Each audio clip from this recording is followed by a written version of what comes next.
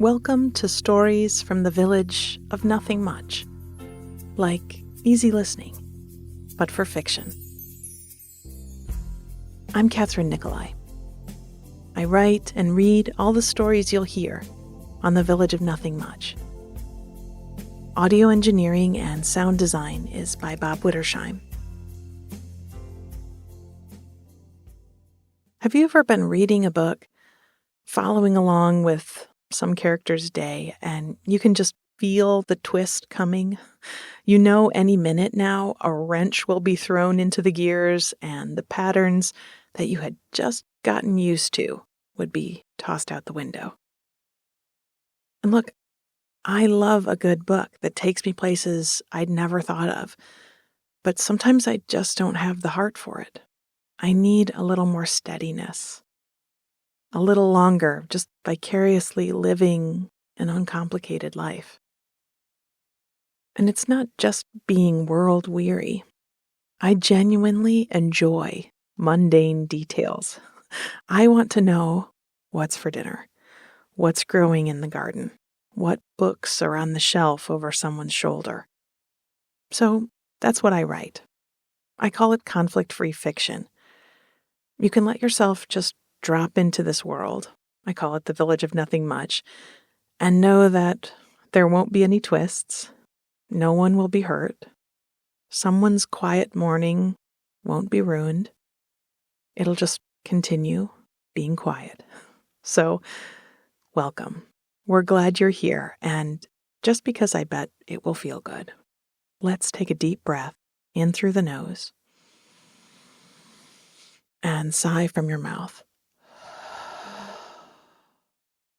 Nice. Do it one more time. Inhale. Let it out. Good. Our stories today bring together some favorite rites of spring. Splashing through puddles, opening the doors and letting the fresh air in, and tasting the flavors of the new season. We'll start with a stroll downtown, with an umbrella by our side, in April showers. Then we'll start the spring cleaning and make plans for the garden beds, in the front door and the back door. Finally, we'll flip the open sign and get ready for a busy Saturday in the bakery. April showers. I brought along my umbrella today, and by the look of the skies this afternoon, it seemed like a wise choice. I had a little collection of umbrellas in the stand by my front door. I had the standard collapsible kind, the sort that folded up into an astonishingly small package and could easily be carried in a pocket or a bag. And I had a couple of the long standard kind, black fabric and a curved handle and a neat snap to keep it folded when not in use. I had a pretty pink one that I'd been given as a child. It was a bit bent from being included in lots of play. I remember swinging it around by its handle, leaning on it as I danced in my bedroom while imagining myself center stage in a Broadway show. Yes, an umbrella is an excellent prop, and one I still like to carry when I was out in the world, especially in the rainy days of spring. I'd selected one of the long, standard ones today as I left the house. Its handle was unusual, not a curved loop, but a rounded end, something like a doorknob, but more slender. It was of polished brass, a tiny globe with tinier continents embossed into the metal.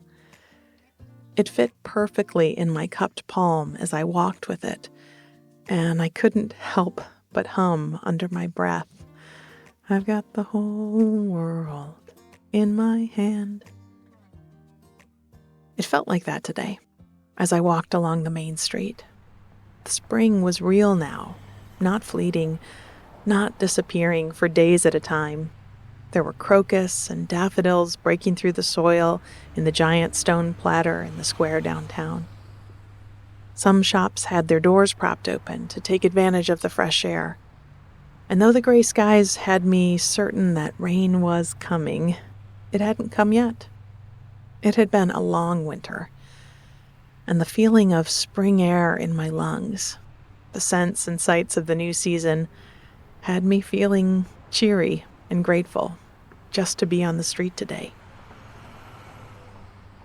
I turned down an alley and stopped to window shop. There were bouquets of roses and calla lilies, already wrapped in pretty paper and tied with bows in the window of a flower shop. Along the bottom of the sill were a dozen small cacti in tiny pots, and I leaned in close to peer at one that had a minuscule pink flower on it. I wondered how often a cactus might flower, and thought it most likely not an everyday happening. Yet, here I was to witness it. I smiled at my luck. In the shop across the alley, a bicycle was being wheeled out the front door by a little kid and his dad. The kid was wearing a helmet so new that there was still a tag dangling from it. He jumped with excitement to climb onto his new bike. His dad put on his own helmet and climbed onto an older, well-used bike parked in the rack. I heard Dad say they could go through the park on their way home and ride through the neighborhood of old houses behind the library, and probably still make it home before the rain came. I watched them ride off and thought I should get my old roller skates out of the basement when I got home. It had been a few years, but I bet I could still T-stop and V-start and flamingo with the best of them.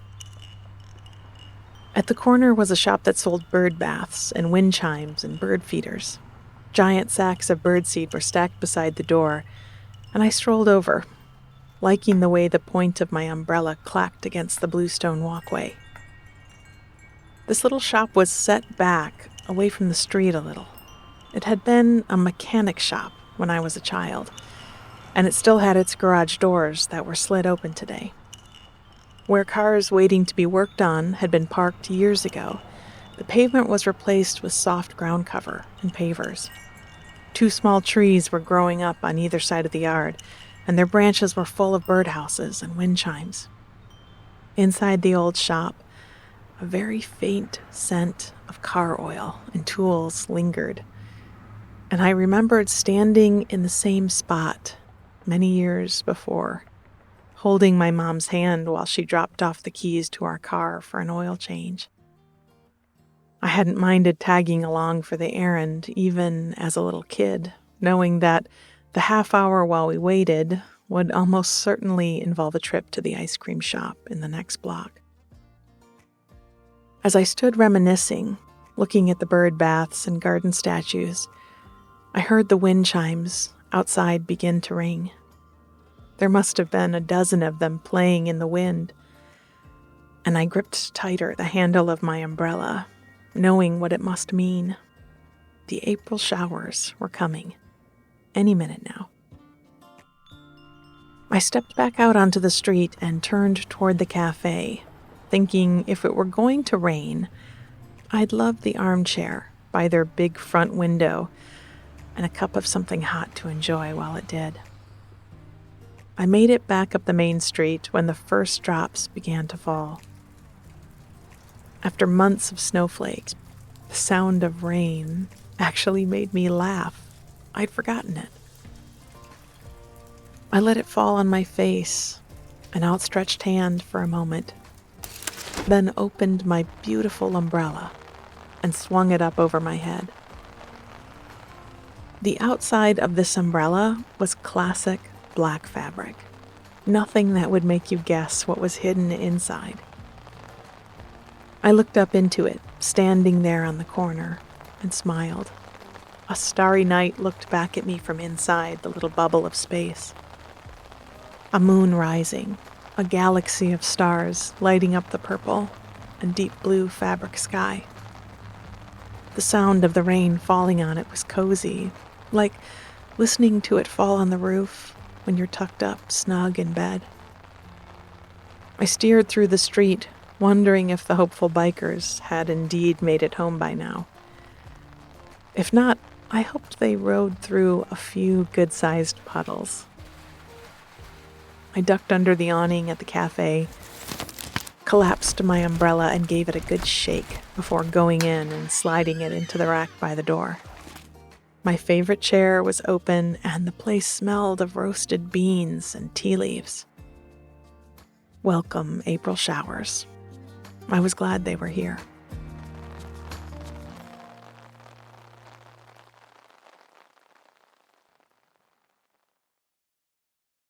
The front door and the back door. The air was fresh, and the day was sunny. The temperature had been sneaking up a few degrees at a time for the last week or so, and finally today, there was a real warmth in the air. I started inside by drawing aside curtains and opening windows. I stood at the kitchen sink, washing up after tea and pancakes, and smiling at the feel of the fresh air circulating around me. Through the window, I could hear the movement of birds and squirrels, and beyond them, a soft spring wind coming to dry up mud puddles. I could hear a lawnmower in the next block over being coaxed to life, and my neighbor's dog barking through the fence. I dried my cup and plate and put them back on their shelf. Often I'd have turned on music or a radio show to follow me through my chores, but it was so nice to do my work with nothing but the sounds from outside, keeping me company. I hung the dish towel on its hook beside the sink and moved into the living room, opening more windows as I went. There was a jumble of books and blankets spread over the sofa, and as I folded and tidied, I stopped to read a few lines from one of the books. It was a book about Zen with a few poems and meditations. The page I opened to just said, "Open the front door and open the back door. Let thoughts move through. Just don't offer them a cup of tea." I smiled down at the words. Has this happened to you? When you read just the right thing at the right moment? Not in that false way where you have to force a match, but where there is just a flash of serendipitous harmony. It feels like you're being winked at, but you're not sure by who. I tucked the book under one arm and went to the front door and drew back the bolt. I opened it wide and let the sunshine into the front hall. Through the screen door, I saw that the kids in the yard across the street were writing their names and drawing butterflies and caterpillars and pastel chalk across the sidewalks. I went straight to the back door, a sliding glass door that gave out to the back patio, and opened it as wide as it would go. Dried hydrangea blooms from last year were shifting in the breeze. I felt like I could practically see the grass growing. I read the line in the book again and dog-eared the page before closing it up and sliding it back onto its shelf. With a dustcloth in my hand, I worked my way around the room, shining up the tops of tables and the faces in picture frames. In the front hall, beside the open door, I stepped into my shoes and took the dustcloth out to shake over the edge of the front porch. My neighbors' doors were open too, and I thought a bit more about the line in the book. I shook the dustcloth and watched the particles catching in the sunlight as they fell. I went back inside to drop the cloth in the laundry basket and wash my hands. Some people, I thought, have their front door closed. Nothing gets in. They feel unreachable. And some people have their front door open, but the back door is closed. Everything gets in and nothing gets out. Letting things come and go, thoughts rise up and move on without pouring them a cup of tea, without clinging or ruminating. It's a tricky skill, and one I guessed we could all use some practice with. I thought of people I knew who had doors closed, and reminded myself that it's always easier to see these things in others, and that likely we were all both types of people many times a day. All we could do was try to open the places that had been shut, to turn on the lights once we realized they were spent, to let things come and let them go. With the house in order, I was eager to get out into the yard. There were hours left on this sunny day, so I rummaged in the garage until I found my gardening gloves and started to work my way through the beds. I hadn't cut much back in the autumn as the falling leaves and drying stalks of plants gave shelter to the little creatures that shared the garden, and because I'd read that pruning stimulates growth, tell me about it, I thought, and spring was a better time for that. So now there was quite a bit to clear. Those dried hydrangea blossoms and last year's broad, pale hosta leaves and twigs and pine needles. I worked my way around the house and into the backyard where I had a few raised beds I'd built the year before. The soil inside was dark and fortified with compost. I turned it over with my trowel and pulled out stray leaves and a helicopter seed from the maple overhead that was already sprouting roots. I'd been growing seedlings for the last month on an upstairs windowsill, and soon, maybe in another week or so, they'd be ready to go into the beds. I'd spent a few dreary winter days carefully reading through seed catalogs and making charts of germination periods and hours of likely sunlight. I crossed my fingers thinking about the seeds I'd picked out. I'd been a bit adventurous, figuring I could buy carrots and tomatoes and beans at the farmer's market, so I'd give my bit of space over to more exotic eats. Up on the sill, several varieties of chilies were sprouting. Perhaps it had been the cold of the winter that had made me crave spice. I'd also planted cantaloupe seeds and watermelon radish and tiger nuts and mouse melons because why not? I thought the planting could be a way for me to practice keeping my doors open and my tea to myself. I'd do my work, then step back, and let whatever happened next happen.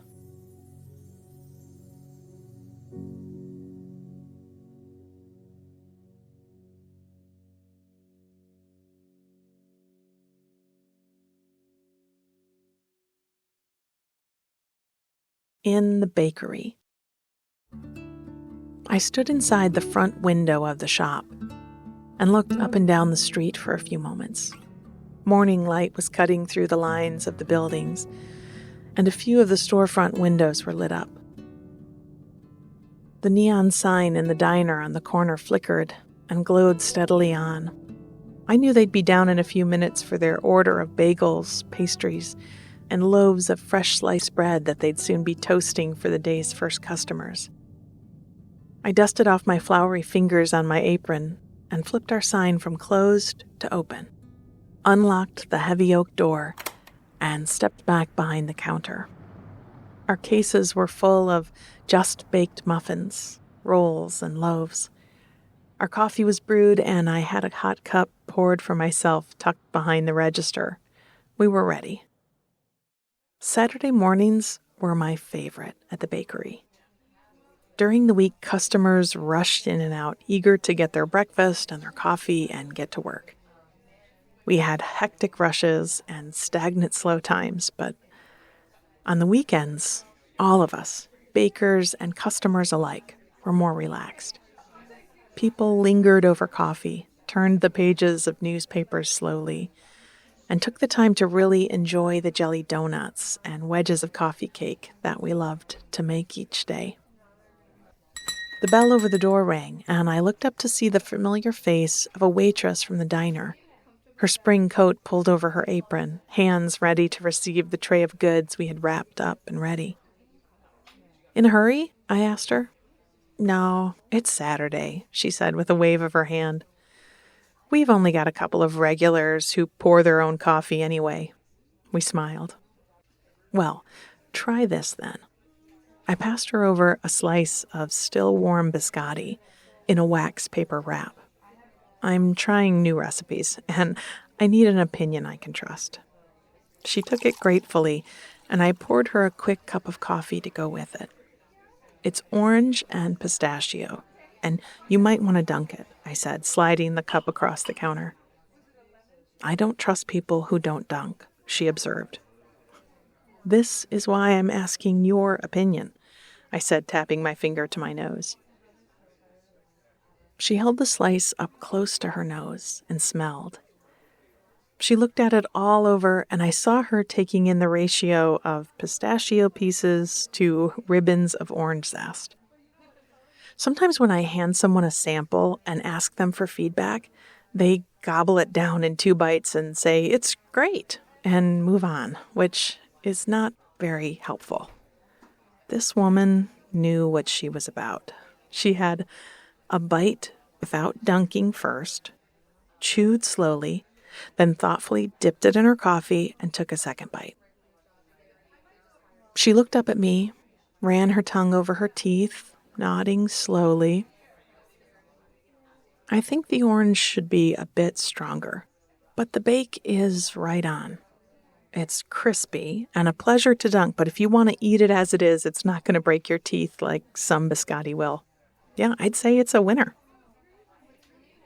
Pleased down to my clogs, as any baker is when something she makes is properly appreciated, I slid the coffee thermos back onto its warmer and went to fetch the order she'd come in for. I handed it over to her. She thanked me for the treat, and we said, "See you tomorrow," and she headed back to her customers. For the next few hours, we had a steady stream of patrons. Some were regulars whose orders we knew by heart, and some were new faces who stood staring at the cases, biting their lips and asking for recommendations. We brewed pots and pots of coffee, packed dozens of donuts into paper boxes tied with string, handed over plate after plate of muffins and scones and toasted bagels. We handed out soft, salty pretzels wrapped in wax paper. We sliced loaves and wrapped them up for afternoon sandwiches. We put pies into boxes and piped names onto birthday cakes. We wiped crumbs from the counter and tables and started to deliver the sad news that this or that had sold out for the day. As the day moved on and the bell rang less and less, I pulled out a few of my favorite cookbooks from the shelf in the office and poured a fresh cup of coffee. I sat up at the counter where the spring sun was shining and flipped through the pages of a book that was older than I was, with pages stained and creased and filled with handwritten notes. It was a gift from the baker who'd first opened this shop, who I'd bought it from when he retired. A kind man with a quiet voice and flour in his eyebrows. I remembered coming in for my daily bread and one day taking a bite of something and saying to him that I could always tell his bakes from any others, that he seemed to have a sort of signature flavor. He'd smiled, leaned his elbows on the counter, and turned his head side to side to make sure his secret wouldn't be heard by anyone else. He whispered, "Graham flour." We'd been friends from that day, and I came to work for him soon after. Looking through his book of recipes made my stomach grumble, and I stepped behind the counter and took a baguette from the shelf. I sliced off a good long bit and slid it open. I had a bottle of olive oil, green and fruity, the kind that catches you in the back of your throat, and I drizzled it over the bread. In the fridge, I found some artichoke hearts and a jar of capers, and in the pantry, a container of soft, sun-dried tomatoes. I layered them all over the oiled bread, cracked black pepper on top, and took my plate back to the sunny spot at the counter. My bread was delicious, and I proudly enjoyed every bite as I flipped through more biscotti recipes. I took my pen from my pocket and added a note. More orange flavor. Maybe add marmalade? My next plan was for hazelnut and chocolate biscotti, and something for spring, strawberry and rhubarb. I carried my cup back to the window where I'd stood that morning before flipping the sign. I looked up and down the street. Saturdays were my favorite.